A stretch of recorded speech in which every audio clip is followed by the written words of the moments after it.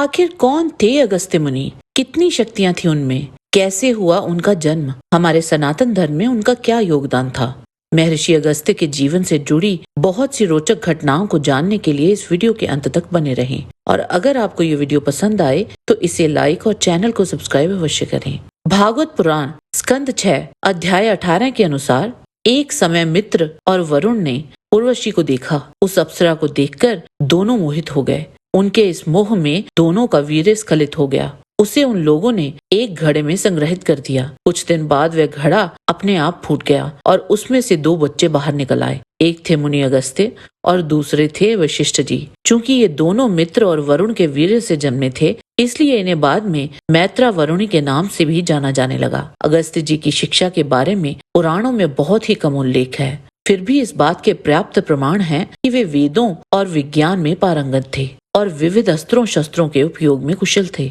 महाभारत आदि पर्व के अध्याय 139 में गुरु द्रोण अर्जुन से कहते हैं, महर्षि अग्निवेश जो मेरे गुरु थे, वे अग्निवेश महर्षि अगस्त्य के शिष्य थे और उन्हीं से अग्निवेश जी ने धनुष और बाण चलाने की कला सीखी और बहुत से दिव्यास्त्रों का ज्ञान भी प्राप्त किया। इसी से अगस्त्य जी के अस्त्र शस्त्र चलाने की कला में उनकी दक्षता को सरलता से समझा जा सकता है। अगस्त्य मुनि के विवाह की कथा भी बड़ी रोचक है। एक समय अगस्त्य मुनि कहीं चले जा रहे थे। उन्होंने एक जगह अपने पितरों को देखा जो एक गड्ढे में नीचे मुंह किए लटक रहे थे। अगस्त्य जी ने पूछा, आप लोग यहाँ किस लिए नीचे मुंह किए कांपते हुए से लटक रहे हैं? उन वेदवादी पितरों ने उत्तर दिया, अगस्त्य, यदि तुम हमारे लिए उत्तम संतान उत्पन्न कर सको तो हम नरक से छुटकारा पा सकते हैं और बेटा तुम्हें भी सदगति प्राप्त होगी। तदंतर मुनि अगस्त्य सोचने लगे कि क्या कोई ऐसी महिला होगी जो इतनी धैर्यवान होगी कि इस दाढ़ी वाले बौने साधु की पत्नी बन सके। तब उन्होंने एक एक जंतु के उत्तमोत्तम अंगों का भावना द्वारा संग्रह करके उन सब के द्वारा एक परम सुंदर स्त्री का निर्माण किया। उन दिनों विदर्भ राज पुत्र के लिए तपस्या कर रहे थे। महातपस्वी अगस्त्य मुनि ने अपने लिए निर्मित की हुई वह स्त्री राजा को दे दी। कुछ सालों बाद जब मुनिवर अगस्त्य को ये मालूम हुआ कि विदर्भ राजकुमारी मेरी गृहस्थी चलाने के योग्य हो गई है, तब वे विदर्भ नरेश के पास जाकर बोले, राजन, पुत्र प्राप्ति के लिए मैं आपकी कन्या का वरण करता हूँ। मुनिवर अगस्त्य के ऐसा कहने पर विदर्भ राज के होश उड़ गए। वे ना तो अस्वीकार कर सके और ना उन्होंने अपनी कन्या देने की इच्छा ही की। तब विदर्भ नरेश अपनी पत्नी के पास जाकर बोले, प्रिय, ये महर्षि अगस्त्य बड़े शक्तिशाली हैं। यदि कुपित हों तो हमें श्राप की अग्नि से भस्म कर सकते हैं। तब रानी सहित महाराज को इस प्रकार दुखी देख लोपामुद्रा बोली, पिताजी, आपको मेरे लिए दुख नहीं मानना चाहिए। आप मुझे अगस्त्य जी की सेवा में दे दें और मेरे द्वारा अपनी रक्षा करें।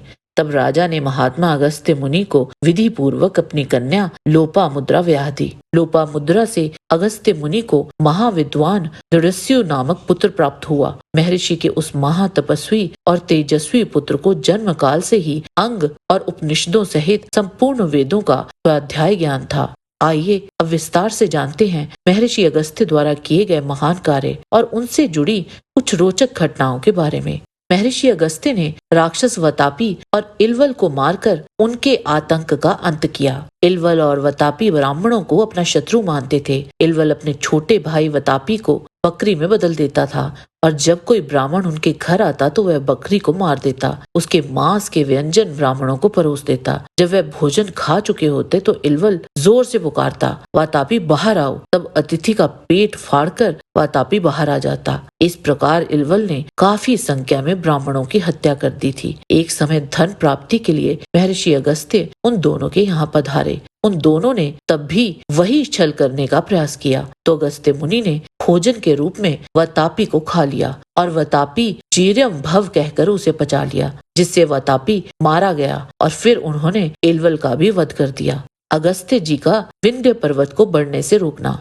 सूर्यदेव गिरिराज मेरु की उदय और अस्त के समय परिक्रमा किया करते हैं। उन्हें ऐसा करते देख विंध्य गिरि ने उनसे कहा, खासकर जैसे आप मेरु की प्रतिदिन परिक्रमा करते हैं उसी तरह मेरी भी कीजिए। सूर्यदेव बोले, गिरिश्रेष्ठ, मैं अपनी इच्छा से मेरु गिरि की परिक्रमा नहीं करता हूँ। उन विधाता ने मेरे लिए यही सही मार्ग निश्चित किया है। सूर्यदेव के ऐसा कहने पर विंध्य पर्वत सहसा कुपित हो सूर्य और चंद्रमा का मार्ग रोक लेने की इच्छा से बढ़ने लगा, जिससे चंद्रमा चंद्रमा के मार्ग तथा नक्षत्रों की गति में रुकावट आने लगी। देवताओं के याचना करने पर भी विंध्य नहीं माना। तब वे सब अगस्त्य मुनि के पास गए और उनसे विंध्य को रोकने की याचना की। तब मुनि अगस्त्य अपनी पत्नी लोपामुद्रा के साथ विंध्य पर्वत के समीप गए और उनसे बोले, पर्वत श्रेष्ठ, मैं किसी कार्य से दक्षिण दिशा को जा रहा हूँ। मेरी इच्छा है कि तुम मुझे मार्ग प्रदान करो। जब तक मैं पुनः लौट कर न आऊं तब तक मेरी प्रतीक्षा करते रहो। मेरे लौट आने पर तुम पुनः इच्छा अनुसार बढ़ते रहना। विंध्य के साथ ऐसा नियम करके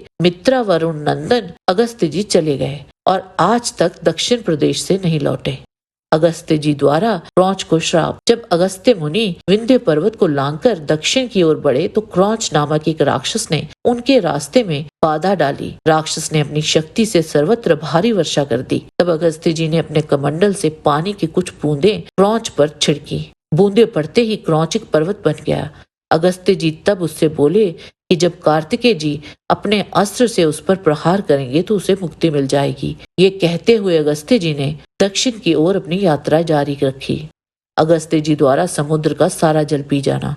जब कालेय नामक दानवों ने समुद्र में छिपकर उत्पात मचाना आरंभ कर दिया तब इंद्र सहित समस्त देवताओं ने महर्षि अगस्त्य से सहायता मांगी। अगस्त्य मुनि ने अपने दिव्य तपोबल से पूरा समुद्र पी लिया, जिससे उन दानवों के छिपने का स्थान समाप्त हो गया। देवताओं ने उन दानवों का वध कर दिया और समुद्र को वापस उसी रूप में लौटाने के लिए अगस्त्य जी से प्रार्थना की। तब महर्षि अगस्त्य ने समुद्र को पुनः उड़ेलकर उसे अपने मूल स्वरूप में स्थित कर दिया।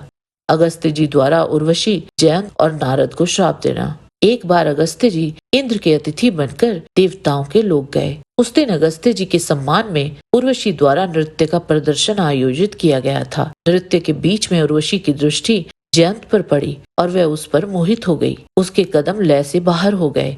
नारद जी भी महती नामक अपनी प्रसिद्ध बीणा बजाने में थोड़ा गलत हो गए। तब अगस्त्य जी क्रोधित हो गए और उन्होंने उर्वशी, जयंत और नारद जी को श्राप दे दिया। श्राप के अनुसार जयंत कली बन गया। उर्वशी ने पृथ्वी पर माधवी नामक एक महिला के रूप में जन्म लिया और नारद जी की वीणा महती पृथ्वी के लोगों की वीणा बन गई। राजा नहुष का दंड स्वरूप अजगर बनना। राजा नहुष ने इंद्र का पद प्राप्त कर अहंकार में आकर ऋषि पत्नियों का अपमान किया। जब उसने स्वयं देव ऋषि अगस्त्य जी की पत्नी को अपने पास बुलाने का आदेश दिया तो अगस्त्य मुनि ने उसे श्राप दे दिया, विशाल अजगर बना दिया। श्राप के कारण नहुष ने अपना दिव्य रूप खो दिया और अजगर बनकर जंगल में गिर गया, जहाँ वह युगों तक कष्ट भोगता रहा। गजेंद्र मोक्ष में अगस्त्य जी की भूमिका। एक समय पांड्य के राजा इंद्रद्युम्न भगवान विष्णु के ध्यान में लीन थे। उसी समय अगस्त्य मुनि उनके महल में पहुँचे। ध्यान में डूबे रहने के कारण राजा को अगस्त्य जी के आगमन का पता ही नहीं चला, जिससे क्रोधित होकर उन्होंने राजा को 1000 वर्षों के लिए हाथी बनने का श्राप दे दिया। गजेंद्र बने उन इंद्रद्युम्न का उद्धार भगवान विष्णु ने किया था। ताड़का और मरीच को श्राप। मुनि अगस्त्य ने ताड़का और उनके पुत्र मरीच को उनके अत्याचारों के कारण श्राप दिया। ताड़का पहले एक सुंदर यक्षिणी थी, लेकिन उसके राक्षसी प्रवृत्ति के कारण अगस्त्य मुनि ने उसे राक्षसी बनने का श्राप दिया। मरीच ताड़का का पुत्र भी उनके साथ इसी श्राप का भागी बना। इस श्राप के बाद ताड़का और मरीच ने राक्षस रूप में अनेकों अत्याचार किए और अंततः भगवान राम द्वारा मारे गए। वाल्मीकि रामायण के अनुसार आदित्य हृदय स्तोत्र अगस्त्य ऋषि द्वारा भगवान श्री राम को युद्ध में रावण पर विजय प्राप्ति हेतु दिया गया था। महर्षि अगस्त्य ने उन्हें विष्णु जी का एक धनुष, ब्रह्मा जी के दिव्य बाण, 2 तूणीर, इंद्रदेव की एक दिव्य तलवार भी दी। महर्षि अगस्त्य जी से जुड़ी ऐसी अनन्य कथाएं हैं जिनका वर्णन करना एक ही वीडियो में संभव ही नहीं। केवल यही नहीं, अगस्त्य मुनि ऋग्वेद के मंडल 1 में 27 सूक्तों के दृष्टा हैं। वे कई ग्रंथों के रचयिता भी हैं, जैसे कि अगस्त्य गीता, अगस्त्य संहिता, शिव संहिता इत्यादि। ऐसा माना जाता है कि महान तपस्वी अगस्त्य जी ने अपनी तपस्या के गुणों से बहुत से अद्भुत कार्य किए हैं। आज भी अगस्त्य कूट पहाड़ियों पर तपस्या कर रहे हैं। अगस्त्य जिन्होंने पूरे भारतवर्ष की यात्रा की थी, उनके कई आश्रम समस्त भारत में स्थित हैं। दक्षिण भारत में अगस्त्य मुनि सर्वाधिक पूजनीय हैं। श्री राम अपने वनवास काल में ऋषि अगस्त्य जी के आश्रम में पधारे थे। जय श्री राम। आज के वीडियो में बस इतना ही। आशा करते हैं कि आपको हमारा ये वीडियो पसंद आया होगा। कृपया इसे लाइक और शेयर अवश्य करें। किसी भी प्रकार की त्रुटि के लिए आप सबसे क्षमा याचना करते हुए आपसे निवेदन है कि प्रेम पूर्वक परम पिता परमात्मा को मन में धारण करें और बोले, वैदिक सनातन धर्म की सदा ही जय।